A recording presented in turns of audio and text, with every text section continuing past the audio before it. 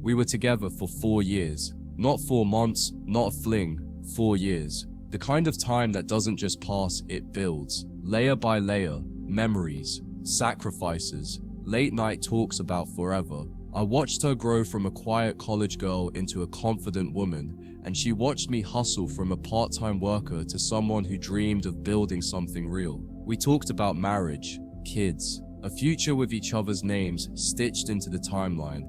I thought we were unbreakable, but I was wrong, because love isn't always tested by what happens between you. Sometimes it's tested by who's outside of you. Her family never liked me. They smiled in my face but whispered behind closed doors. He's not good enough. He doesn't come from a good family. He'll never make money doing that. To them, I wasn't a man. I was a gamble, a risk, a placeholder, until someone better showed up. And eventually, he did. Well-dressed, rich background, daddy's money, no dreams of his own, just inherited status. Her parents adored him instantly, and slowly, their influence began to rot the roots of what we had. The change was subtle at first. She became distant, colder, started comparing me to him, his car, his connections, his ready-made life. She stopped asking about my business plans, stopped encouraging my goals. And when I finally asked her what was happening, she didn't even flinch. I just think maybe we want different things. A week later, she was gone, packed up, left a note that said, "My family's right. This is what's best for me." And just like that, 4 years ended with a sentence. I was numb, not angry, not even surprised, just hollow, because somewhere deep down, I knew the day her parents started planting doubt, she started watering it, and I watched her slip away, not because I wasn't enough, but because she couldn't see the man I was becoming. She was chasing the finished product. I was still in construction, and that made her impatient. The pain turned into fuel. I buried myself in my business. Day and night, no breaks, no distractions. Every minute I used to spend texting her, I spent learning marketing. Every date night became a strategy session. Every morning I used to wake up hoping for her voice. I woke up chasing purpose instead. I didn't heal fast, but I transformed hard. Within a year, the business took off.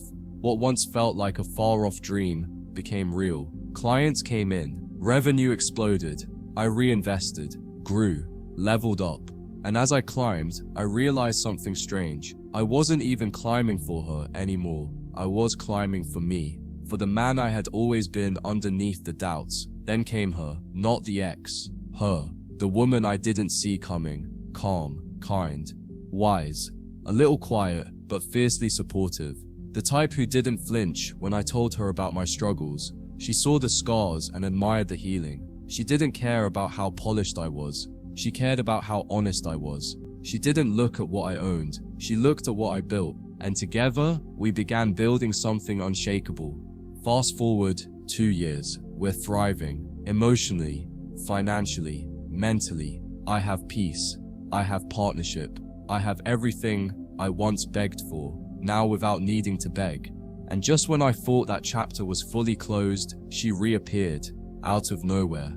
A message request. "Hey, I saw your recent interview. I'm so proud of you." I didn't respond, so she sent another. "I miss us."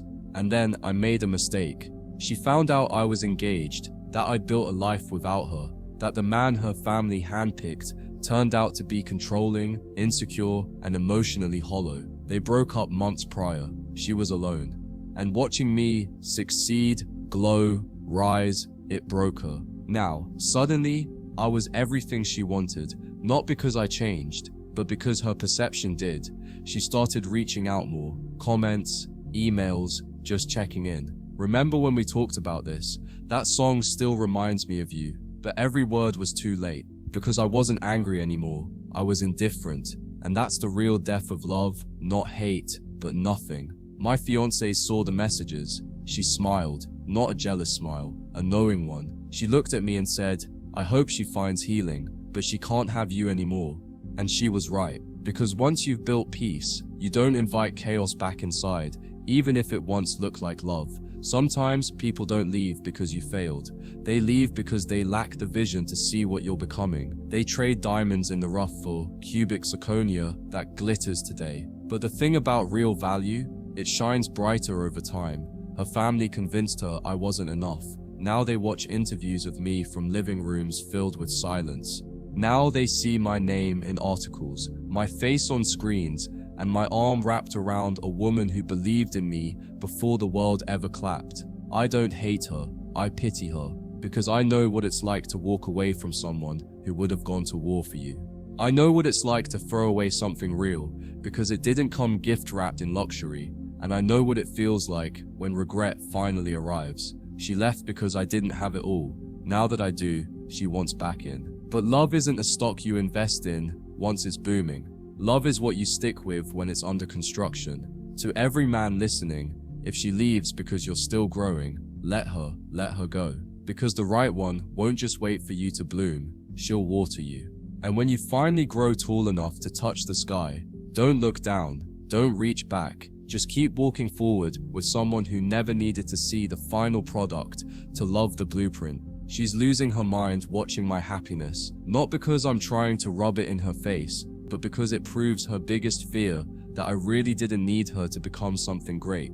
I don't share this story for revenge. I share it for every man who thinks being left means you weren't worthy. Sometimes being left is the proof that you are, because not everyone deserves to walk the full journey with you, especially the ones who couldn't handle the climb. She left thinking she upgraded. Now I'm thriving with my soulmate, and she's just another what if watching from the sidelines. Because while she chose comfort, I chose growth, and I never looked back.